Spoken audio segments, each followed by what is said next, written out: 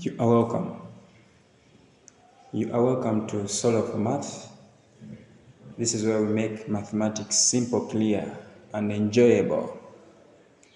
Today we continue with a series of trigonometry, and today we are going to start with drawing the trigonometrical ratio graphs. How do you draw the graph of sine theta? How do you draw the graph of cos theta? How do you draw the graph of tan theta? Here I have two axes. Like we know, drawing any graph, we need to have at least two axes, the vertical axis and then the horizontal axis. So if I want to draw a graph of sine theta, my horizontal axis will of course take on values of theta, and then the vertical axis will take on the values of sine theta, the function. So it means before we draw the graphs, we need to identify the values of theta that correspond to a certain value of sine theta. I can draw a simple table, or you can start by drawing a simple table with values of theta and values of sine theta. We can examine the nature of the graph at different points, at some specific points. For example, we cannot forget checking the nature of the graph of our function here. At sine theta, how does it behave at theta equals to 0? We can check with our calculator. When theta is 0, what is sine theta? Our sine theta would be a 0. So it means that when theta is 0, we expect the graph to be at the origin here, 0, 0. We have coordinate 0, 0. Let's check when theta is 90. I'm choosing just some specific points that will give us the general graph. So when theta is 90, what happens to sine theta? Sine theta is a 1. These ones at least we know, that's why I'm choosing these coordinates. So it means my sine theta would be a 1. Let's check when the angle increases to 180. I'm using intervals of 90. When the angle increases to 180, when we check, you see that our graph will be at 0. When we proceed at 270, what will happen? At 270, you will check and your calculator will give you a -1. Let's proceed. What happens when you add 90 here, 360? At 360, you find that your graph will be at 0. So we can even proceed and so on and so forth. Add 90 here and you get 450. What will be the nature of the graph at that point? At 450, you will find that it is actually a 1, and so on and so forth. So they will repeat. You find that we shall find, of course this is a 0, we have a 1, we shall go to 0, then -1. So if you try to plot these points, you can clearly see that the maximum value of this graph is a 1. Even when we proceed to bigger values, or even when we use smaller values than 0, the 0, 1, 0, -1 will repeat, will continue repeating periodically. So it means that the maximum value we have for sine, for any sine of any angle, is a 1. So expect, let me mark this as my 1, which is the maximum, and the minimum we expect is a -1, according to what we found here.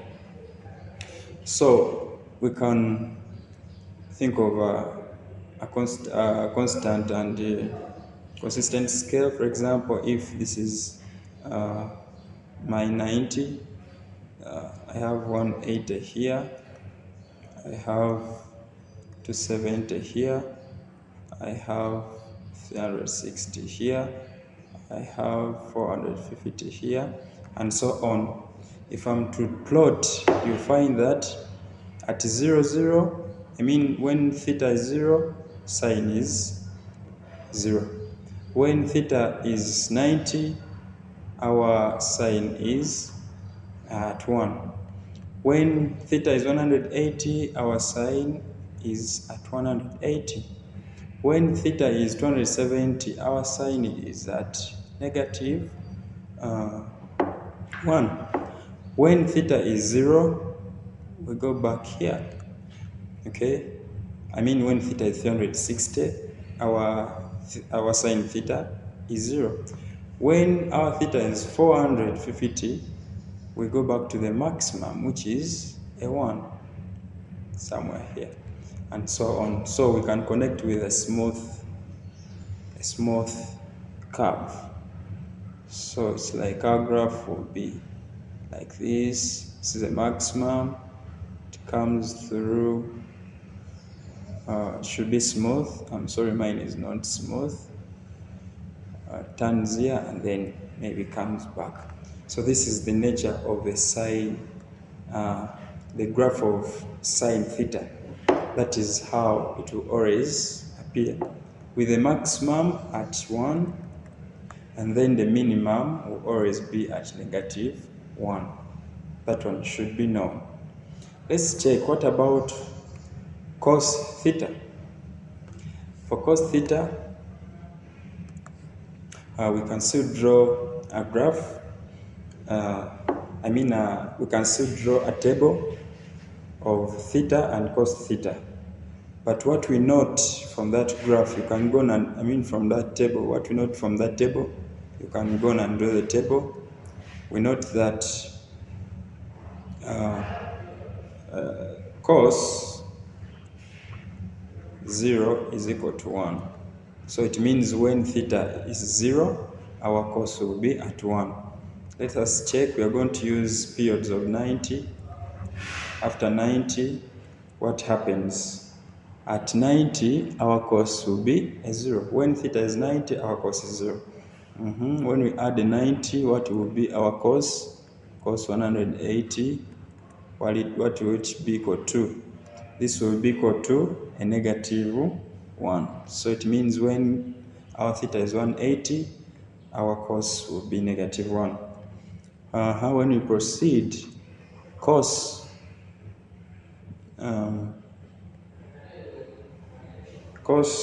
270 degrees, this one gives us a 0. When we go to cos 360, this one gives us a positive 1. Alright, now we can use these to plot. So if this is my vertical axis, showing of course the cos, the function, then these are values of theta, we have this point as 0, 0. So if we have periods of 90, 90 here, we have 180, we have 270, we have 360, we have 450, and so on. Then we can clearly see that even for the cos, the maximum value is a 1, and then the minimum is negative 1, just like for the sine. So we can go and plot. So when we said, if we look at these values, when our theta is 0, our cos, the graph will be at that point. When our theta is 90, the cos is 0, so the graph will be at this point. When when theta is 180, the graph will be at a negative 1. When cos is when theta is 270, our graph will be at this point. When the theta is 360, our graph will be at the maximum. So this is what happens. The graph will come from here. We have a maximum here. It comes, should be a smooth graph. We have a minimum there. It goes through this. We have a maximum here. It will come, and by no chance it will have to pass through this, and it proceeds like that. So you can see that this is our course graph, the maximum being 1 and the minimum being -1. And we see that it is a periodic graph. Like if we started at this point, okay, this point, the graph moves, it reaches the maximum again. After how long? Let's check after how far, after which angle, from 0 up to 360. So it means after every 360, the graph repeats itself. It goes through the same path. Or we say that these graphs are periodic after 360. Periodic meaning they repeat themselves, just like the sine graph. The sine graph, if we started at 0, we are again at 0 after completing a complete cycle at 360. So you see this graph repeats after 360. It will repeat. So it is periodic after 360. All right, let's check that of tan. The graph of tan is somehow special, and we're going to see why. If we draw our table, you will realize that tan, when you find tan at 0, it will give you a 0. So it means when theta is 0, our tan is 0. We can check at tan 45. This one will give us a 1. We can check for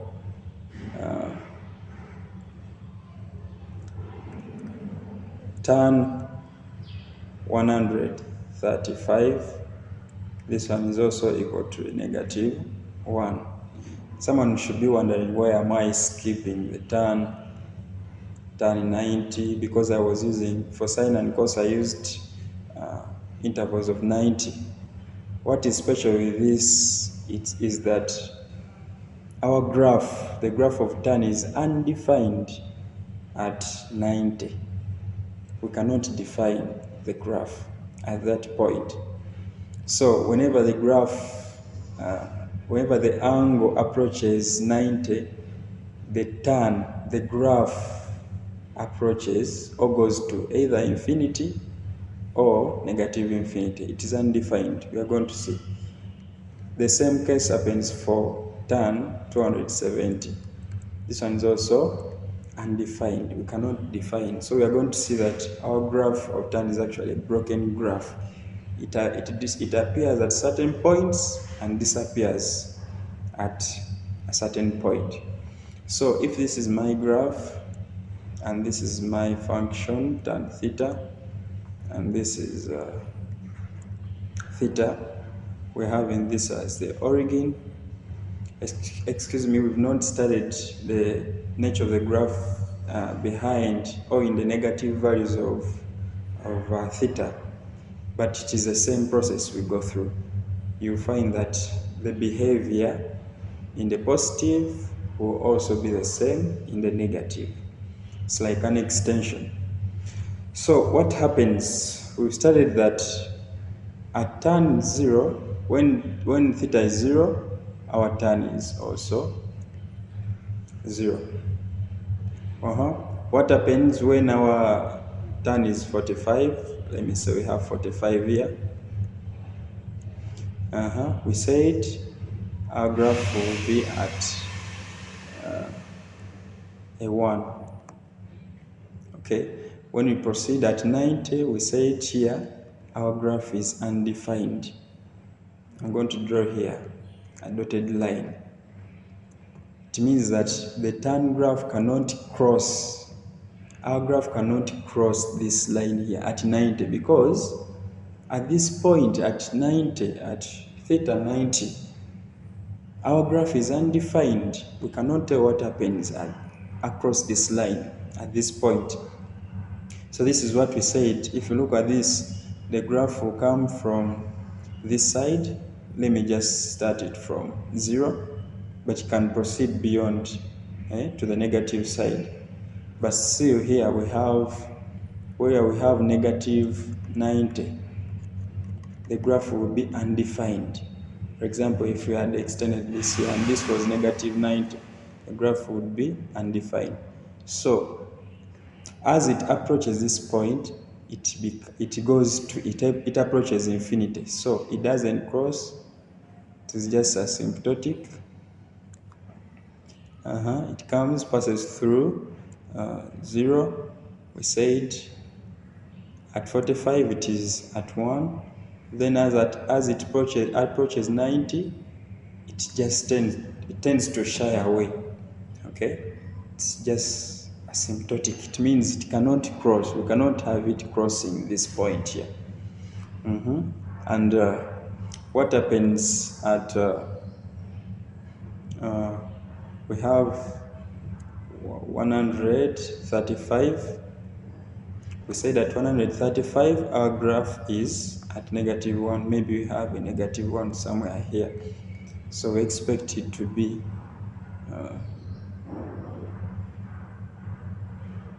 maybe somewhere here. At 180, what happens? We didn't check it here. Tan 180 is a 0. So you see at 180, when we have 180 here, our graph is at 0. Okay, and it proceeds like that.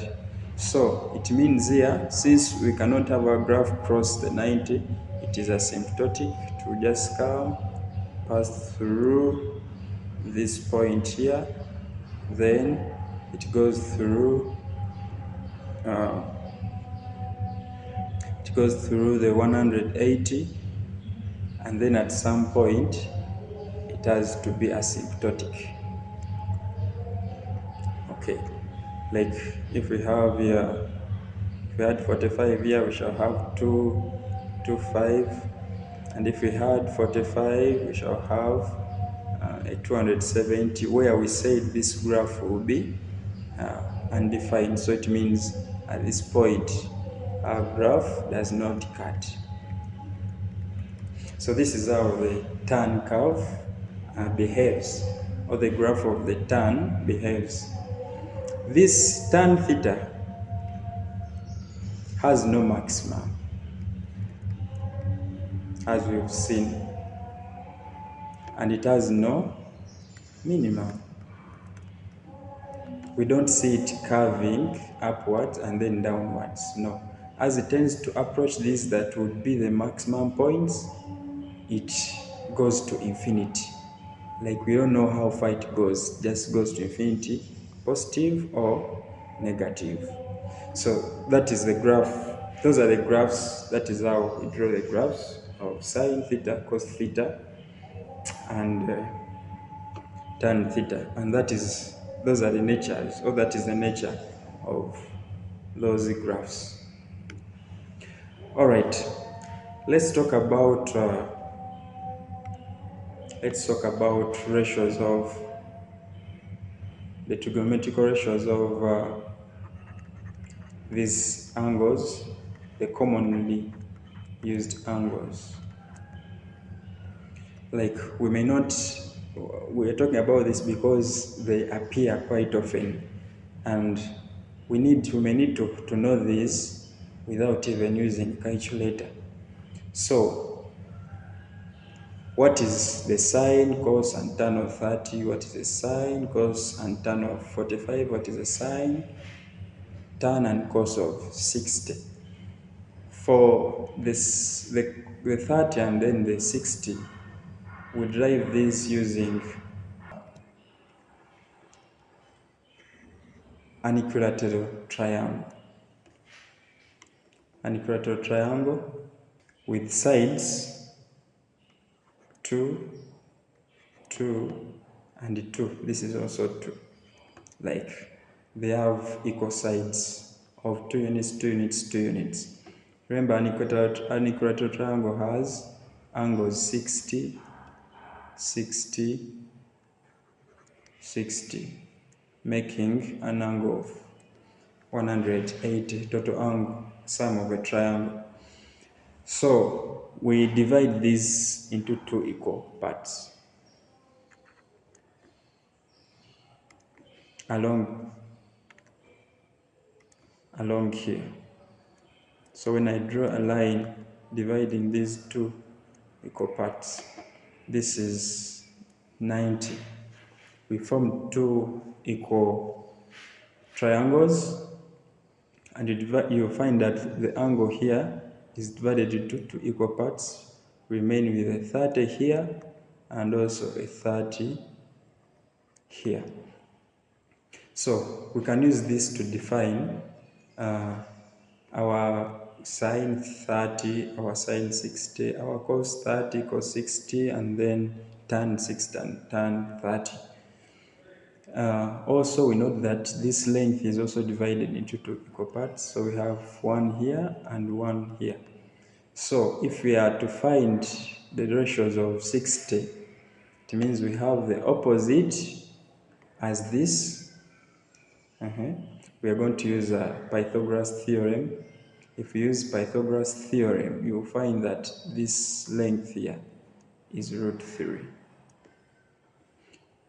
You can check because we have a right angled triangle here with one side as 1, the hypotenuse as 2, so we can find this, in this case, that just the opposite of 60, and we shall find it as root 3. So if it is root 3, it means we have the opposite as root 3, we have the adjacent as 1, and we have the hypotenuse as 2.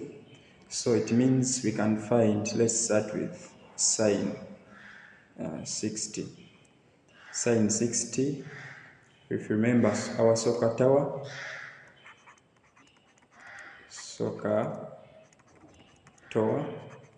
it means our sine is opposite of hypotenuse. So what is the opposite here? The opposite of 60 is root 3 over hypotenuse, which is 2.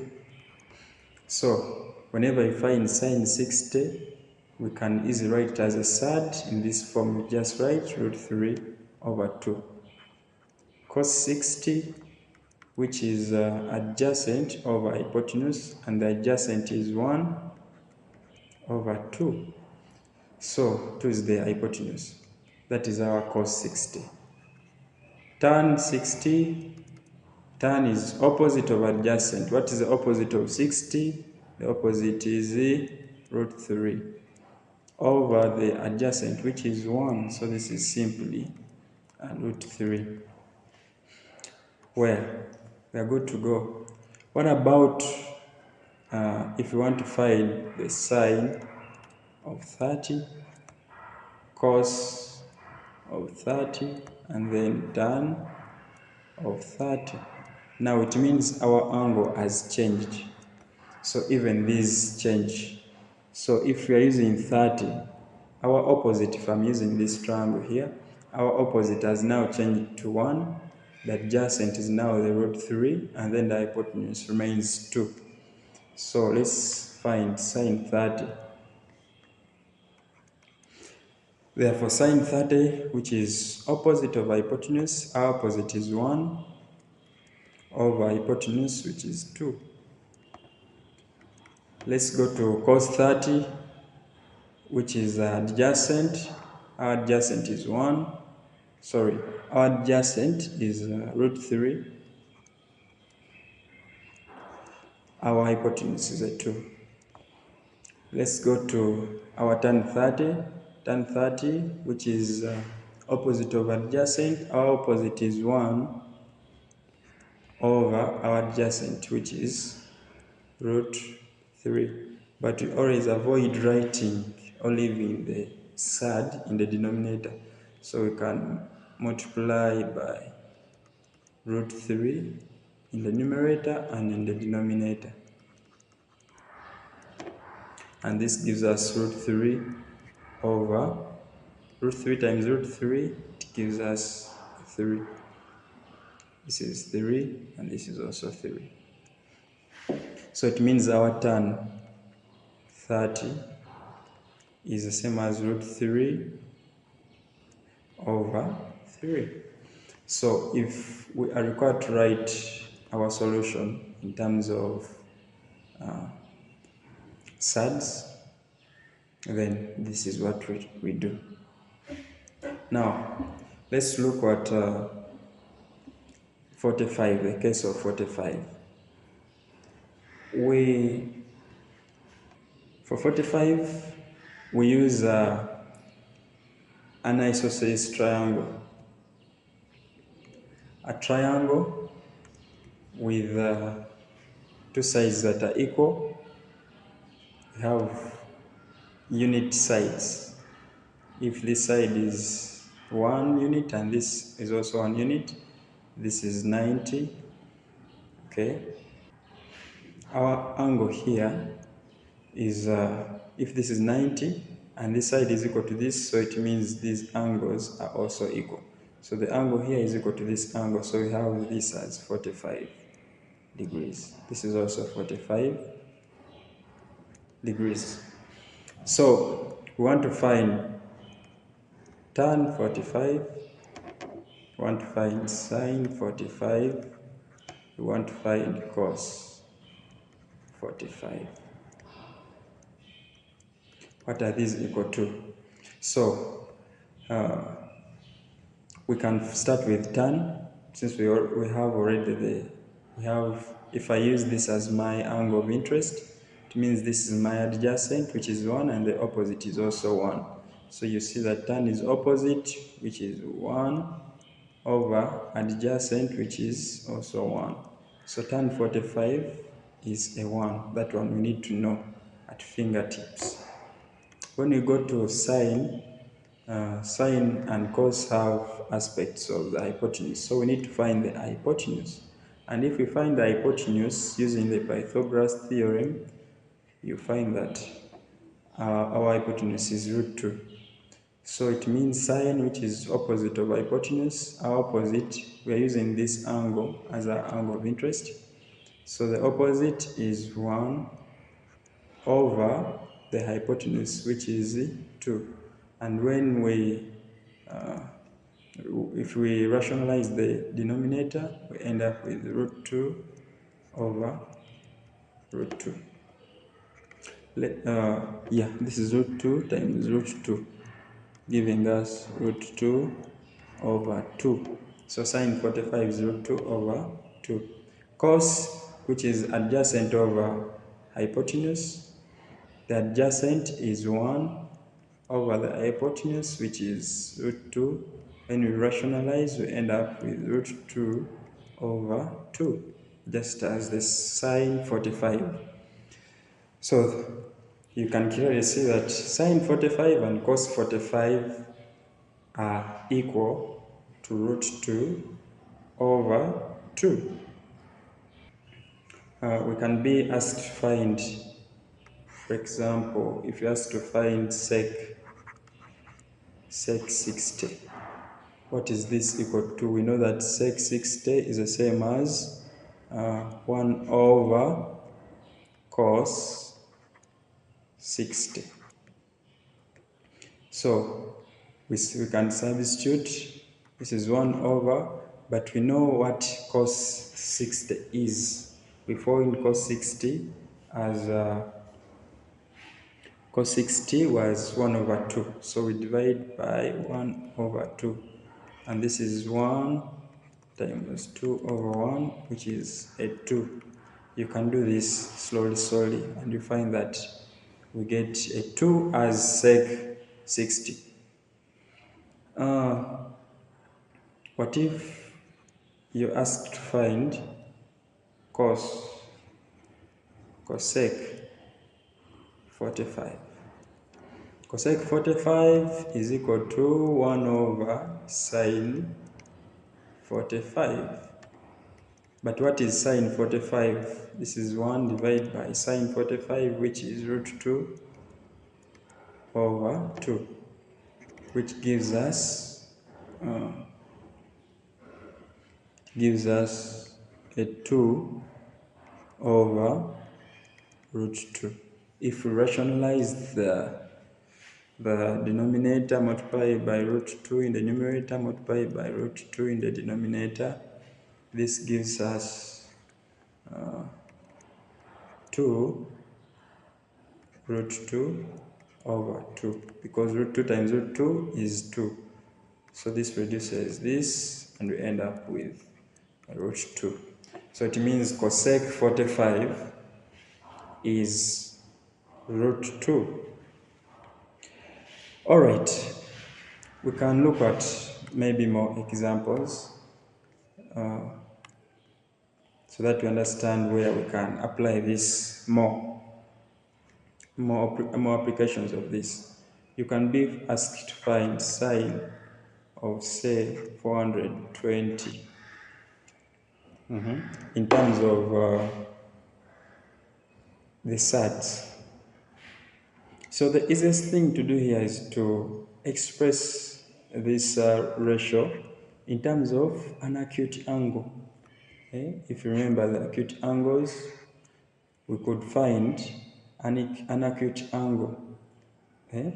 We can write this sine 420 in terms of an acute angle. How do you do this? Just find, for example, to get 420, we move 360, a complete revolution. And then on that, we add on, what do we add on 360? Because this is 0 at the same time 360. We add there an angle of 60. So we add 60 onto 360 to give us the 420. So it means we have found that our angle 420 ends up in the first quadrant, where all the trigonometric ratios are positive. So it means we expect this to be the same as sine 60. It is positive because all ratios in this quadrant are positive. And we already know what sine 60 is, which is root 3 over 2.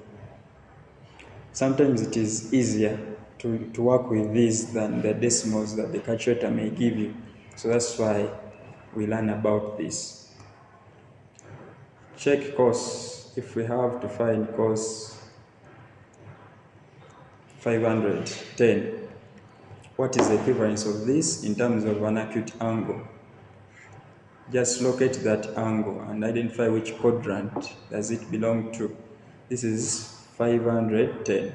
So 510, of course, it is bigger than 360.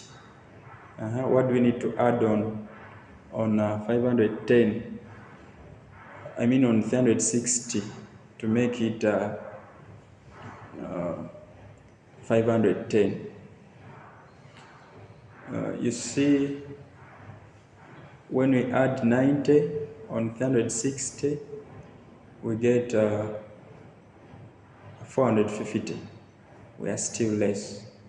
450. What do we need to add on 450 to end up with a 510? We add on a 60. So it means our 510 is in the second quadrant. So if this is 60, it means we remain with a 30 here. So it means cos 510 is corresponding to cos 30, the angle that remains here. Okay, you remember we looked at this in the first video. Okay? The acute angle corresponding to this is this. But since here in this second quadrant it's only sine that is positive, it means this one ends up as a negative. So we already know what cos 30 is. it is a square root of 3 over. All right, let's try one more. If we have to find tan 315, tan 315 degrees, let's find where the angle, in which quadrant is that angle found. This angle we see, it is positive, so we move anti-clockwise, and since it doesn't reach 360, it means it should be in, this is 270, so it means it is beyond this point, but less than 360, so it is somewhere there. Which angle do we have left to reach 360? It is 45 degrees. So it means this is corresponding to tan with an acute angle 45. Which sign? Since it is in the third quadrant, the fourth quadrant, where we have only and only cos as a positive, it means tan is negative that side in that quadrant. So we already know what tan 45 is. It is a 1.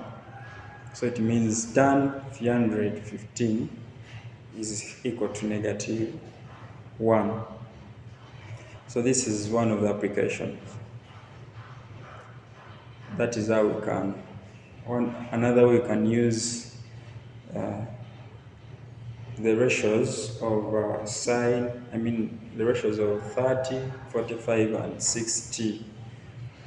All right, let's look at the Pythagoras theorem.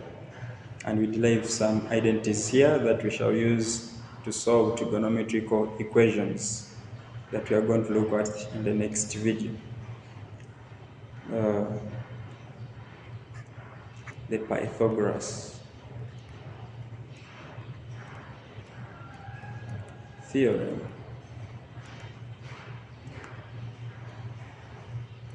This one relates the ratios and angles. We are going to use, of course, a right-angled triangle. If we have this as our right-angled triangle here, and we have this as maybe x, this as y, this is a right-angled triangle, and we have our hypotenuse as r.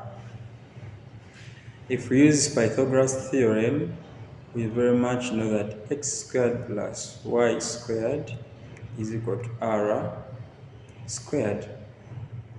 If we have an angle theta here as our angle of interest, you realize that if we find cos theta from this triangle, cos which is adjacent over hypotenuse, so the adjacent is x over r.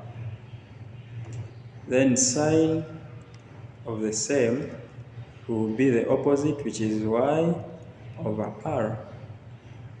So I want to bring in the cos and sine in this. I realize that our cos theta is x over r. We have r in the denominator. Even here we have r in the denominator, y over r. So I can make this have r in the denominator by dividing through by r squared.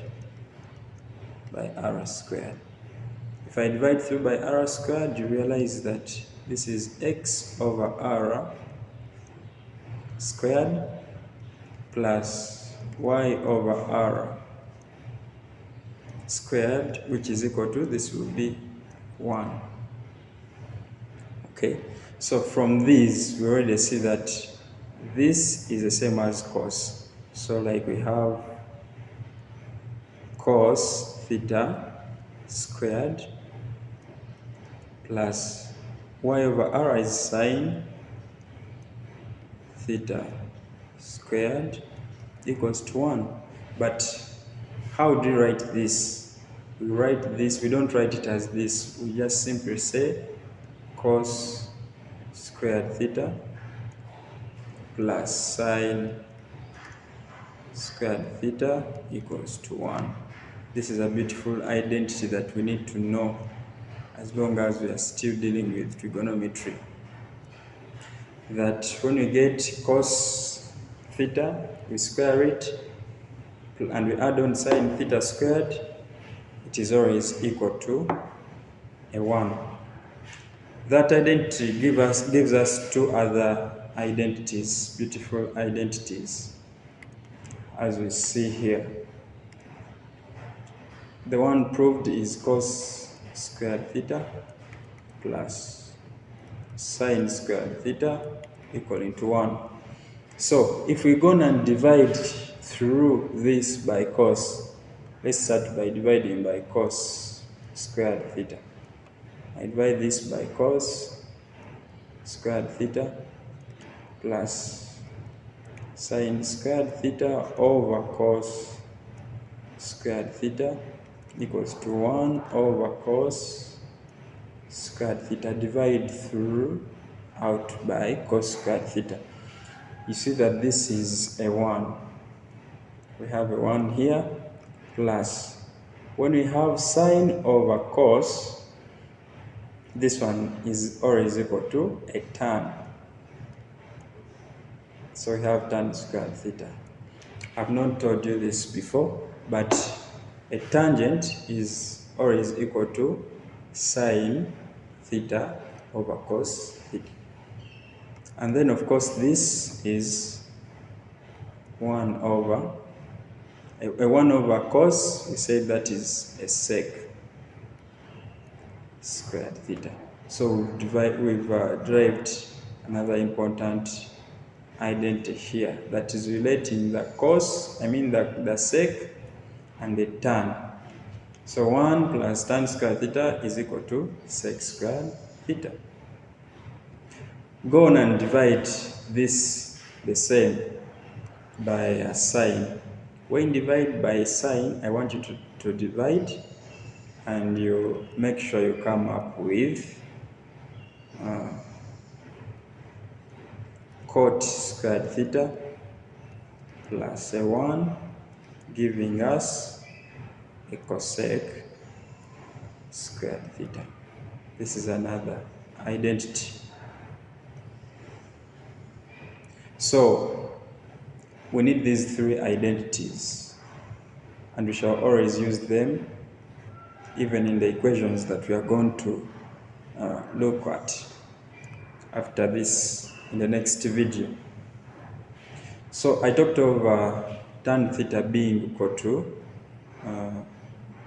sine theta over cos theta. We may prove it to see where it comes from. Let me use this chance to help someone. If we have a right angle triangle here, and we have this as x and this as y, and this maybe as r, okay.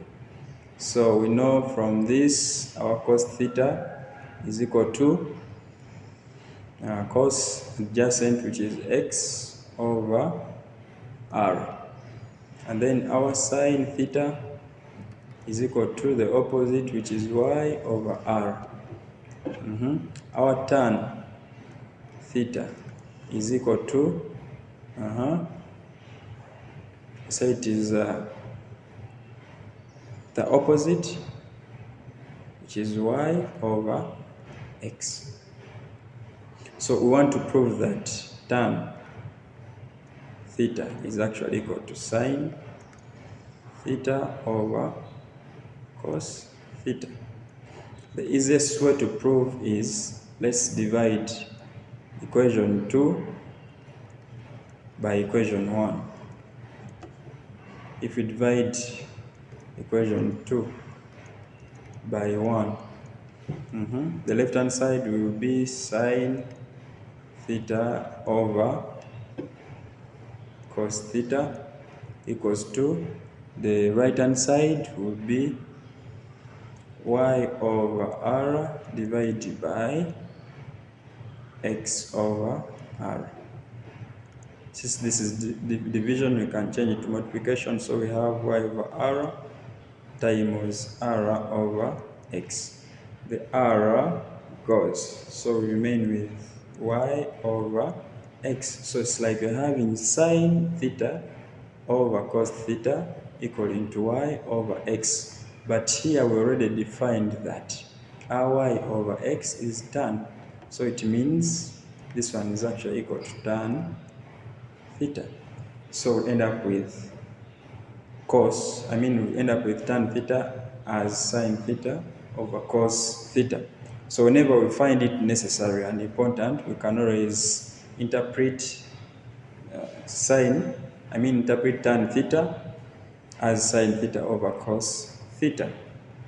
Especially if we know sine theta and we know cos theta and we want to find tan theta, we may not need to know or to go back to the triangle here. We just divide the two and it will give us the tan theta. And this means that cot also can be written in terms of cot theta, can be written in terms of the sine and then the cos. Since cot is an inverse of tan, is a reciprocal of tan, not actually an inverse, it is a reciprocal of tan. So if our tan is sine theta over cos theta, then its reciprocal will be cos up over sine down. So it means cot theta is equal to cos theta over sine theta. Alright, this is enough for today's lesson. Thank you for watching. Don't forget to subscribe, to comment, like, and share.